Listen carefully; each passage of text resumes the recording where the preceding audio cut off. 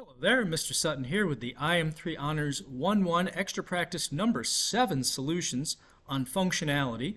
In this one, we have a puzzle to solve, so let's go take a look at that. For this puzzle, we're trying to solve the riddle, what did the baby porcupine say when it backed into a cactus? And they've got this nice little visual here. So the idea here is we have a bunch of relations they've given us in various forms. We have lists of points, tables, and some graphs. And they're asking us to determine if these relations are also functions. If they are, then we're supposed to cross out the letter that is above the problem number down below here. So for example, in number 1, if I figure out that this is a function, then I would cross off the s. I don't know whether it is or not, but we'll explore that in a moment. Then whatever letters are left over, that will spell out the answer. So let's give this a go. So for problem number 1, we have this list of points trying to figure out if it's a function. Now the key here is that every x value we see in this list should have only one y value associated with it. So if we see an x value pop up more than once in these points, that's going to mean it's not a function. So let me see here. We've got a -2, -1, 0, 1, and 2. Every x value has only one y value that it goes with, only one point with each x value. So that means this is a function, and then we're going to cross off the letter above problem 1 down below. So that goes with s, so cross off the s. For number 2, we have another list of points, and we're checking x values again to see if any of those is associated with more than one y value. So we've got -7, 3, 0, -2, 6, -6, and 4. Those are all different x values. So again, every x value has only one y value that goes with it, so this is again a function. And 2 is above the o here, so cross off the o. For number 3, this is our last relation in list form. Let's again check our x values to see if there's any repeats. So you have a 4, there's no other 4s here. -3, that's not repeated. 9, that's not repeated. 2 is repeated right here. We do have an x value, 2, that has more than one y value, because over here it has a y value of -1, here it has a y value of 7.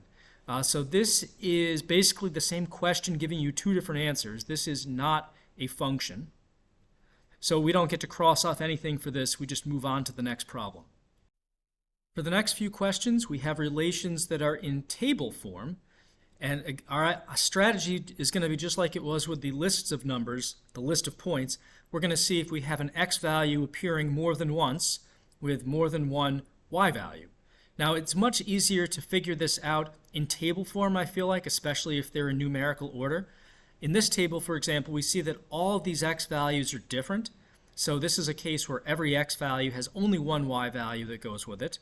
So number 4 is a function, and we cross off the letter below it, which is p down here. For number 5, looking at this table of values, I see that I have all unique x values here, and they're going in order again, so it's easy to see that. So this is another one where every x value has only one y value, so yes, this is a function. And we cross off the letter above 5, or below 5, which is the f down here. For number 6, taking a look at this table, I see right off the bat we have an x value, -2, that has more than one y value. 2 also suffers from that issue. So because an x value has more than one y value, either -2 or 2, we would say this is not a function, so we can't cross off anything. For the remainder of the problems, of which there are 6, they're giving us a bunch of graphs, and we have to figure out again, is this representing a function or just a mere relation? So the trick with graphs to see if an x value has more than one y value is to perform something called the vertical line test. We're going to be doing that for all of these. So we're basically going to try to imagine a vertical line passing across this graph and seeing if that vertical line touches the graph in more than one place at any given x value. In this problem, if you draw vertical lines through every part of the graph, you're not going to touch twice. So we would say that this one is going to pass the vertical line test. We didn't find anything suspicious, so this is a function, and we're going to cross off the letter below 7, which is this a down here. For number 8, performing our vertical line test, if we run a vertical line across here, we're not going to be able to touch this twice in any spot. So this passes, doesn't touch twice.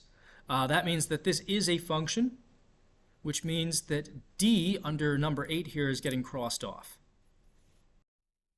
For number 9, we'll use our vertical line test to see if this is a function or not. Now I see very quickly that I can draw a vertical line in a spot, lots of spots actually, where that line is touching the graph in more than one place. So this proves that the same x value, whatever this x value is giving us 2 different y values instead of just one. So this fails the vertical line test then. We're touching twice. So this is not a function, and we move on.